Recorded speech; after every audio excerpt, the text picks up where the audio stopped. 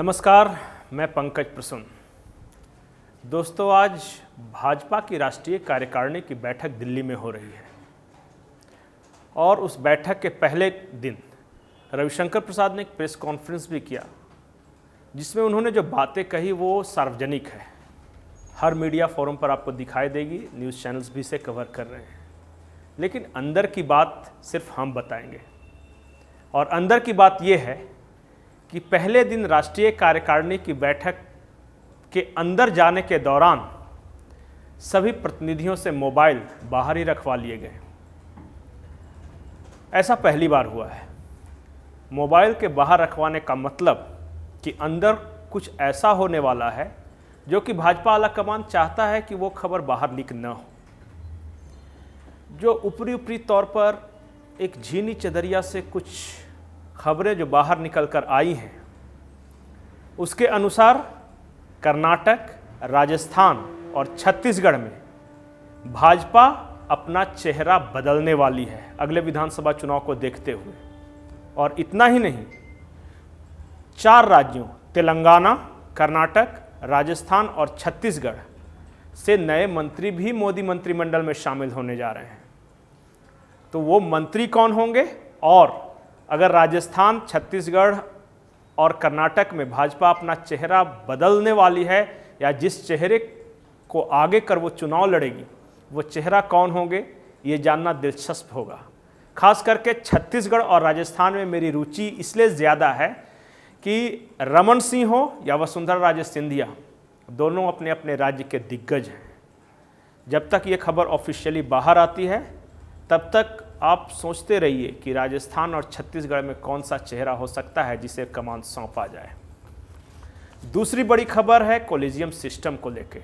आपको पता होगा कि कानून मंत्री किरण रिजिजू ने एक चिट्ठी लिखी है भारत के मुख्य न्यायाधीश को, और उस चिट्ठी में उन्होंने कहा है कि कॉलेजियम में एक रिप्रेजेंटेटिव सरकार का होना चाहिए। बड़ा बवाल मचा। आम आदमी पार्टी हो, कांग्रेस हो, सब ने कहा कि इससे में सरकार का दखल बढ़ जाएगा, जजों की जो नियुक्ति होनी चाहिए वो सरकारी दबाव से बिल्कुल मुक्त हो, वो पैनल जो नियुक्त करती है।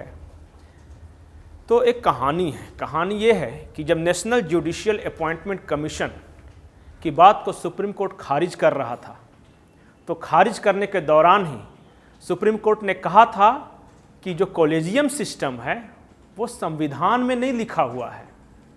धीरे धीरे बदलते बदलते और ख़ास करके 1993 के बाद ये मौजूदा फॉर्म में कॉलेजियम सिस्टम आया, जिसमें बाप, बेटे, परिवार के सदस्य लगातार चलते जा रहे हैं।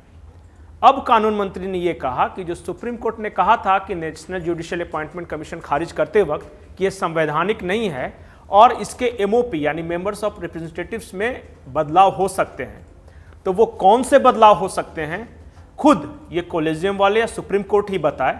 हमारी तो एक राय ये है कि एक प्रतिनिधि सरकार का भी होना चाहिए।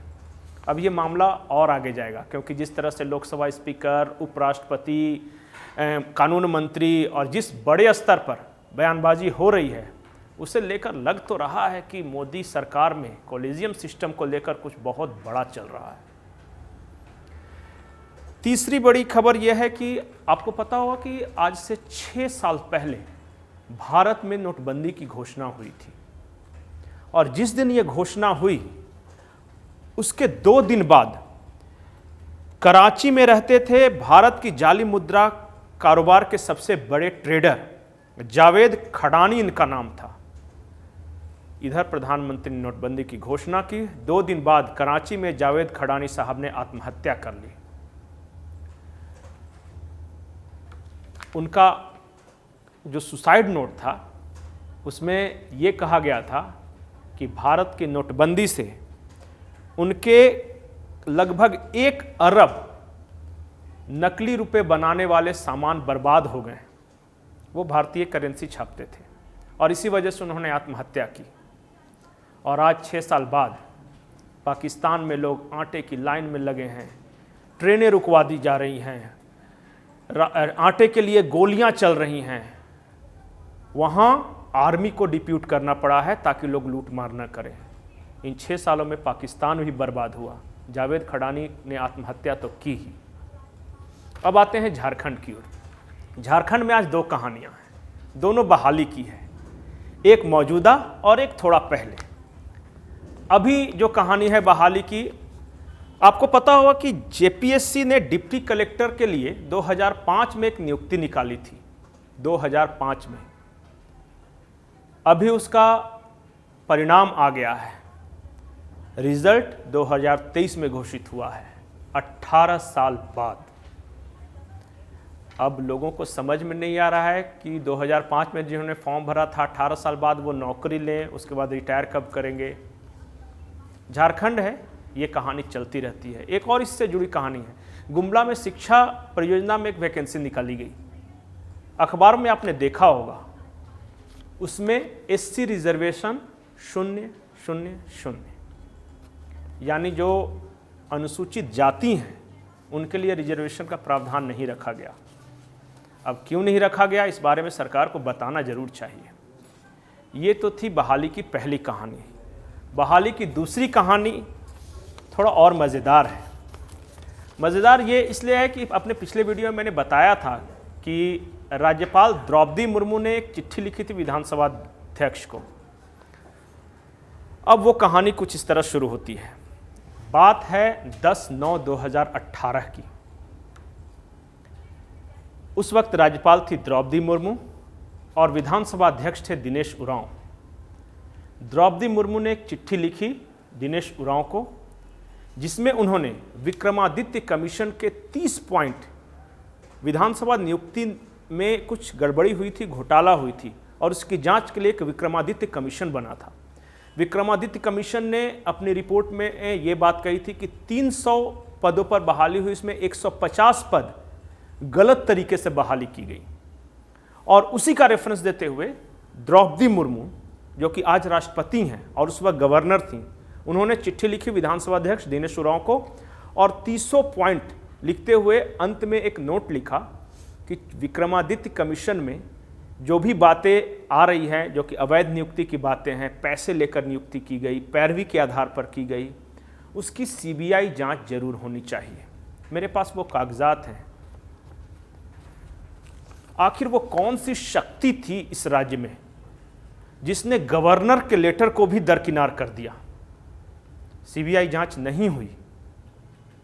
आखिर वो कौन सी शक्ति थी जो अब के राष्ट्रपति ने जो चिट्ठी लिखी थी उस मांग को भी नहीं माना गया? वो ताकत कितनी बड़ी रही होगी। एक और कि विक्रमादित्य कमीशन की रिपोर्ट तो तैयार हुई थी 2018 से पहले, और 5 साल तक रघुवर दास की भी सरकार चली। रघुवर सरकार ने, और खास करके उनके विधानसभा अध्यक्ष दिनेश उरांव थे, उन्होंने इसकी जांच क्यों नहीं कराई?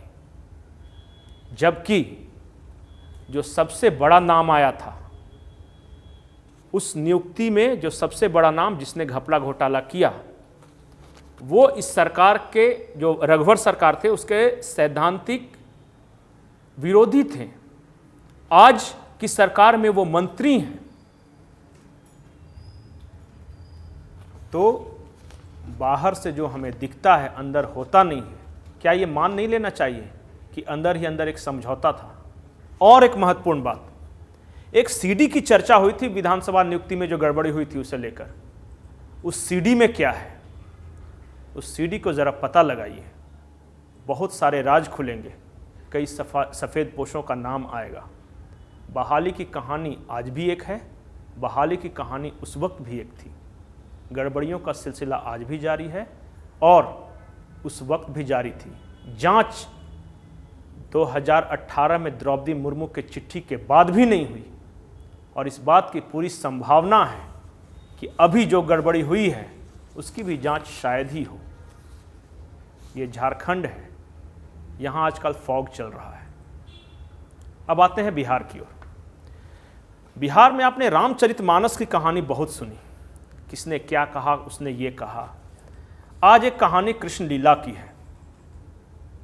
बात दरअसल यह है कि शाहनवाज हुसैन के खिलाफ सुप्रीम कोर्ट ने रेप के केस मामले में मुकदमा चलाने की अनुमति दी है।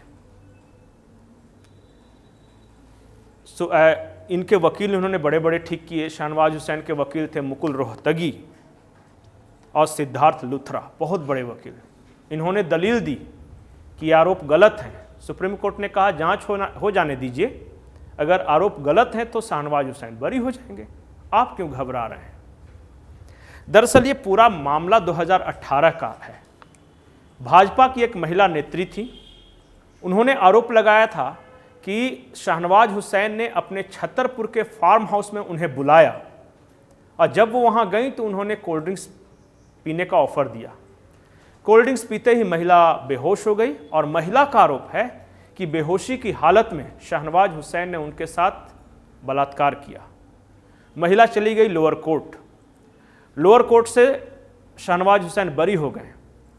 मामला फिर सुप्रीम कोर्ट तक जा पहुंचा और आज सुप्रीम कोर्ट ने शाहनवाज हुसैन के खिलाफ मुकदमा चलाने की अनुमति दे दी है।